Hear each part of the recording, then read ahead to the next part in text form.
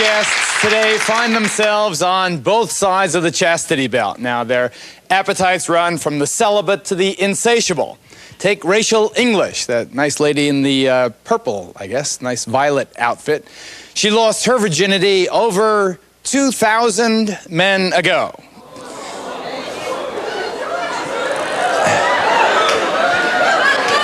She wrote a book, My First 500. This is an old book. It's an old book. It's been updated several times. Do you remember all 2,000 men? No, when I wrote my book, I remembered the 500 that I put in that book. And I obviously forgot some people, and they complained about being left out of the book. Oh, that's like him. So I just promised. What'd you say, Vicky? That's like you. What do you mean, like me?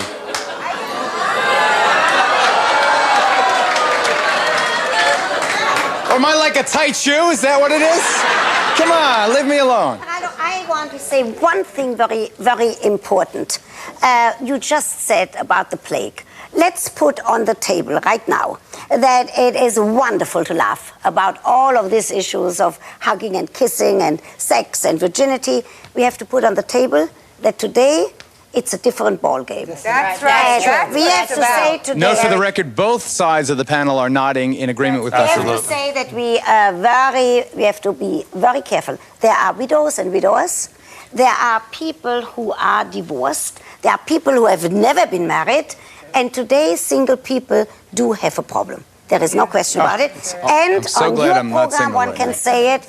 Really? All of you together, what do people have to do after they already have a relationship, after they decide to engage in sexual activity? I don't talk about that type of use. I talk about intercourse. Right. What do they have to use? A condom. But they don't even realize that with a condom, there are other things, like the right lubrication, using latex condoms. There's a lot of specifics that people Tom, don't you're even pretty realize. expert on something you've never done.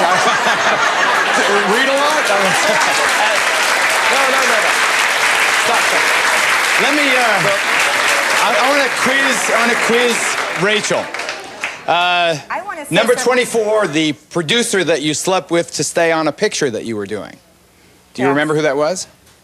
Yes, that was... No names. Well, I have to be very Bleep, careful that's about it. names, you know? Number 278 and 279, two black college students shopping for groceries that you slept with at the same time. Number 45, the bisexual couple that was into bondage. Number 5, your boss in the shoe store after it closed. Yeah. You were trying on shoes. Number 386, the producer, you tied him up, and all right. 387, the star of 386's TV series. 196, a couple you met at the nudist camp. Numbers 496 or 416 through 420. No, I can't get the number. It must be 406. No, it's not that either. Well, you see... Anyway, 12 guys you slept with at a bachelor party.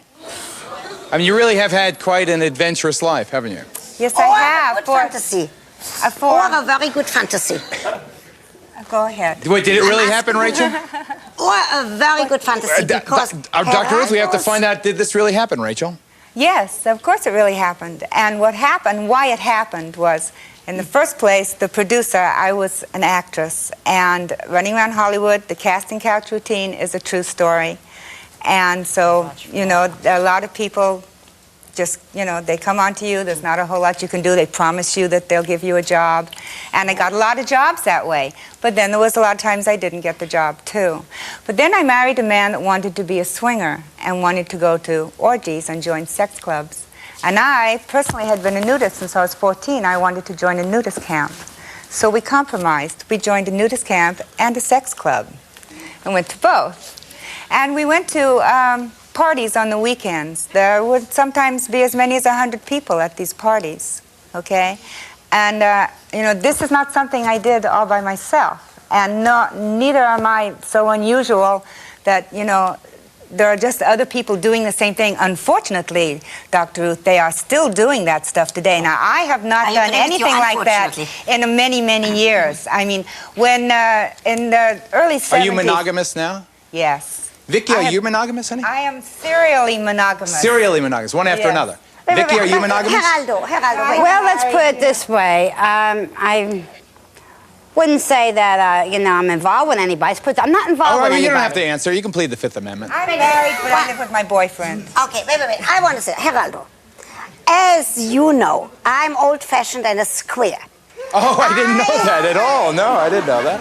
I do speak explicitly, but let's face it, all of these things, and I don't question that they have happened to you and to you, all of these things do not apply to the rest of all of us. No. And what we have to say is this is wonderful to listen to stories. But we have to be She was very from the careful. West Coast, and that there was very big. No. I'm a lot at the West Coast. Wait. We have to be very careful.